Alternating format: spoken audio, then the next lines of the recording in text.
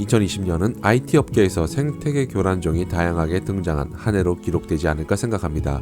애플에서는 보급형이라고 하지만 스펙상으로는 플래그십 못지않은 퍼포먼스를 자랑하는 아이폰 SE2를 얼마 전 출시했고 우리나라에서도 개통한 유저들이 상당합니다. 안드로이드 스마트폰을 생산하는 삼성과 LG, 중국의 다양한 기업에서는 이번 아이폰 SE2 출시로 판매에 직간접적인 영향을 받을 수밖에 없을 것 같은데요.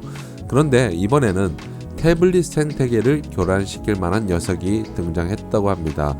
그 주인공은 마이크로소프트에서 내놓은 서피스 고 2인데요. 전작인 1세대 서피스 고의 트윈원 PC 제품군의 화려함은 아니지만 디자인과 활용성 측면에서 기대할 만한 포인트를 가지기에 충분한 제품입니다. 무엇보다 가격이 $399에 불과해 큰 부담 없이 구입할 수 있다는 게 가장 큰 장점이 될 텐데요. 특히 요즘같이 대유행 상황에서 학교에 등교하지 않고 온라인 수업으로 대체하는 국가들이 상당합니다. 이런 점을 고려한다면 시적절하게 나온 모델이 아닐까 생각하는데요. 먼저 디자인적인 측면에서 가장 눈에 띄는 것은 얇아진 베젤입니다.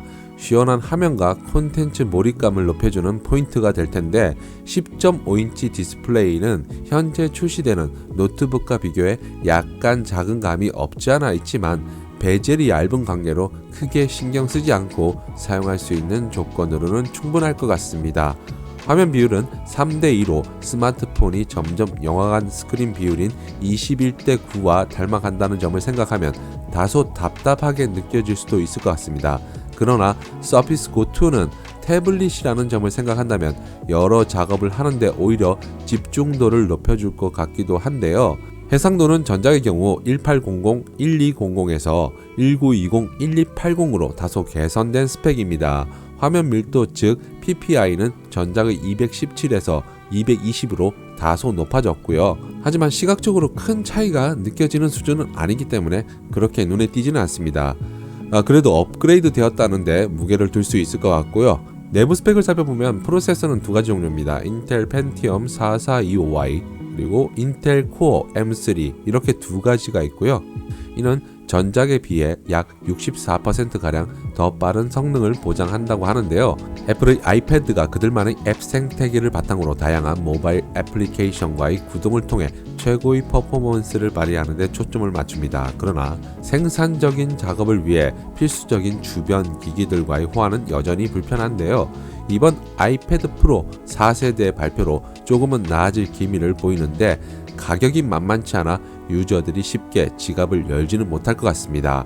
이런 점을 고려한다면 확실히 생산적인 작업을 하는 데는 서피스 고 2가 유리할 것 같은데요. 대신 인텔 펜티엄 골드 프로세서가 고성능 CPU가 아니기 때문에 고사양을 요구하는 게임 등에는 적합하지 않을 것으로 생각됩니다.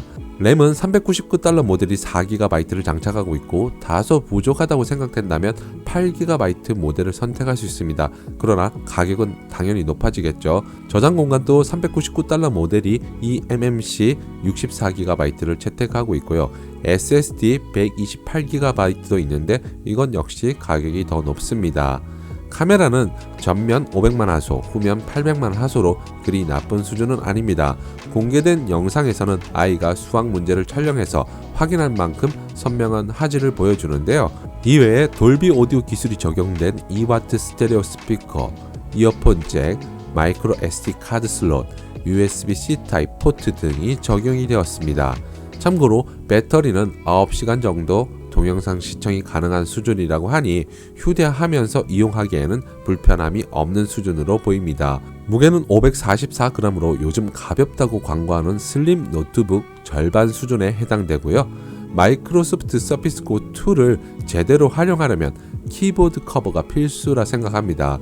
이것은 $399 제품 가격에 기본 포함된 게 아니며 별도로 $99.99에 구입을 해야 합니다. 색상에 따라서는 키보드 커버가 최대 $129.99에 구입을 할 수 있다고 하니 이 부분은 한번 체크를 해서 구입을 해야 될 것 같고요. 전체적으로 디자인과 사용성은 괜찮아 보입니다. 하지만 8세대 코어 M3 칩 관련해서 어떤 정보도 확인할 수가 없기 때문에 출시된 이후 리뷰를 확인해 봐야 퍼포먼스를 확실히 알 수 있을 것 같은데요. 유저들에게는 성능적인 평가를 어떻게 받느냐에 따라 판매량에 미치는 영향도 상당할 것입니다. 그러나 기본적으로 $399라는 매력적인 가격은 태블릿 생태계를 충분히 교란시킬 만한 포인트가 될 것 같군요.